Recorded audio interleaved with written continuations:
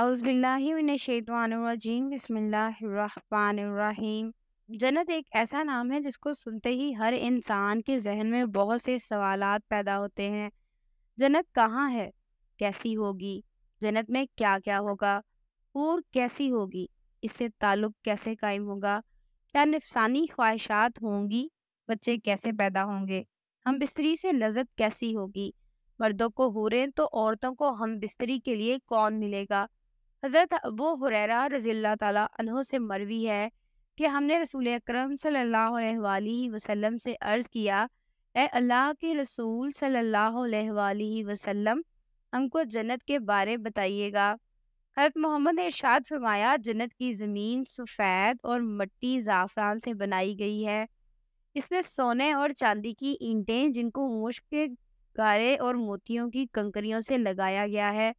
حدیث پاک میں حضرت محمد کا فرمان ہے کہ جنت میں سب سے کمتر جنتی کو 80,000 نوکر اور 72 حوروں سے نوازا جائے گا۔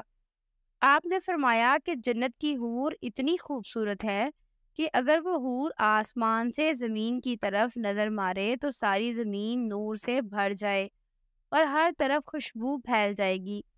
نبی اکرم صلی اللہ علیہ وآلہ وسلم نے فرمایا کہ حور کے سر کا دوپٹہ دنیا و معافیہ سے بہتر ہے۔ رسول اللہ نے فرمایا کہ جنت کی حوروں کی پنڈلیاں ایسی ہوں گی جن کا گوشت اندر تک نظر آئے گا۔ حضرت انس سے مروی ہے کہ رسول اللہ صلی اللہ علیہ وآلہ وسلم نے فرمایا کہ جبرائیل نے مجھے بتایا کہ جب جنتی آدمی حور کے پاس جائے گا تو حور اس کا استقبال کرے گی۔ تم جس انگلی سے چاہو حور کو پکڑ سکو گے۔ اگر حور کا ایک بال زمین میں ظاہر ہو جائے تو مشرق مغرب میں نور ہی نور پھیل جائے گا۔ جنتی آدمی جنت میں اپنے بستر پر بیٹھا ہوگا تو اس کے سر پر ایک نور ظاہر ہوگا۔ اس کے ذہن میں یہ بات آئے گی کہ اللہ نے اپنی مخلوق پر نظر کرم فرما رہا ہے۔ جو اس نور کی طرف نظر مارے گا تو وہ ایک حور ہوگی۔ وہ اس جنتی سے کہہ رہی ہوگی، اے اللہ کے بندے، کیا تمہارے پاس ہمارے لیے وقت نہیں ہے؟ یہ آدمی اس سے دریافت کرے گا، تم کون ہو؟ وہ جواب دے گی کہ میں ان حوروں میں سے ہوں جس کا اللہ نے تم سے وعدہ فرمایا تھا۔ وہ حور اس جنتی کے پاس بیٹھ جائے گی۔ ابھی وہ جنتی اس حور سے گفتگو کر رہا ہوگا کہ ایک اور حور اس بندے کے پاس آ کر کہے گی، اے اللہ کے ولی، کیا تمہارے پاس ہمارے لیے وقت نہیں ہے؟ اس طرح وہ جنتی ایک حور سے دوسری حور سے باتیں کرتا رہے گا۔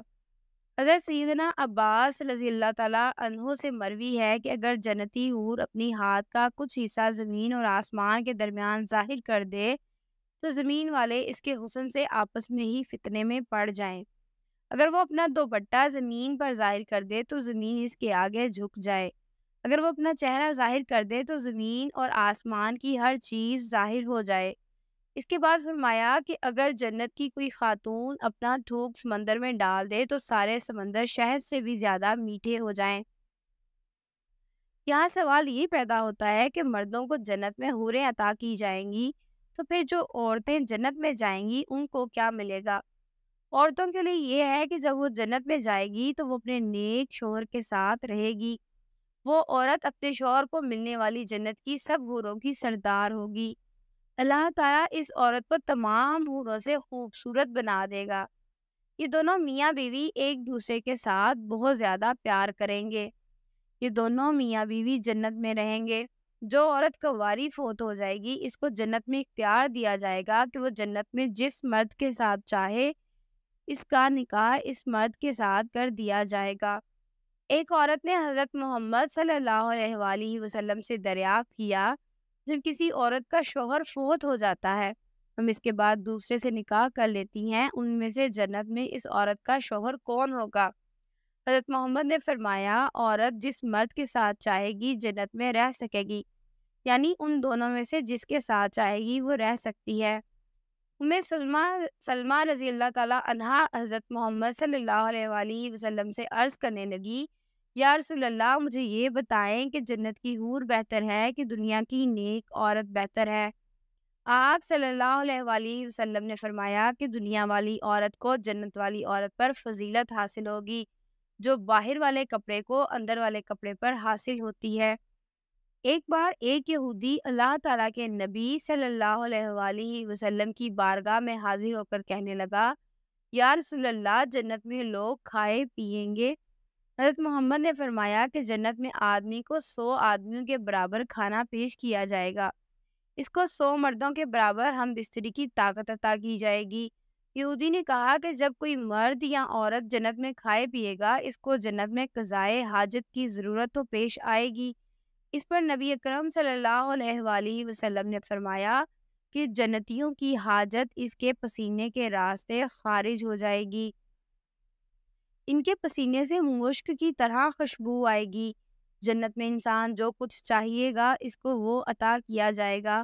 ایک روایت میں ہے کہ مرد اپنا ہاتھ اس حور کی کمر پر رکھے گا تو سامنے کی طرف سے سینے کی طرف کپڑے اور گوشت کے اندر سے اپنا ہاتھ دیکھ لے گا۔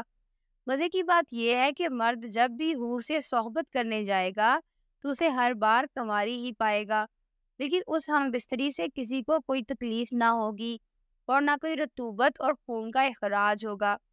مرد اپنی حور کے جسم کو ویسا ہی پائے گا جیسا وہ چاہے گا۔ امام احمد نے حدیث نمبر 15773 میں حضرت ابو ذرین اکیلی رضی اللہ تعالیٰ عنہ سے روایت کی ہے کہ حضور صلی اللہ علیہ وآلہ وسلم نے فرمایا، نیک مرد اور نیک عورتیں جنت میں ایسے ہی لذت پائیں گے جیسے تم دنیا میں لذت پاتے ہو اور تم سے لذت حاصل کرتی ہیں۔ اگر کوئی مومن جنت میں یہ خواہش کرے گا کہ اس کی اولاد پیدا ہو تو اللہ پاک اس کی یہ خواہش بھی پوری فرما دے گا، کیونکہ جنت میں جنتی کی کوئی بھی ایسی خواہش نہ ہوگی جسے پورا نہ کیا جائے۔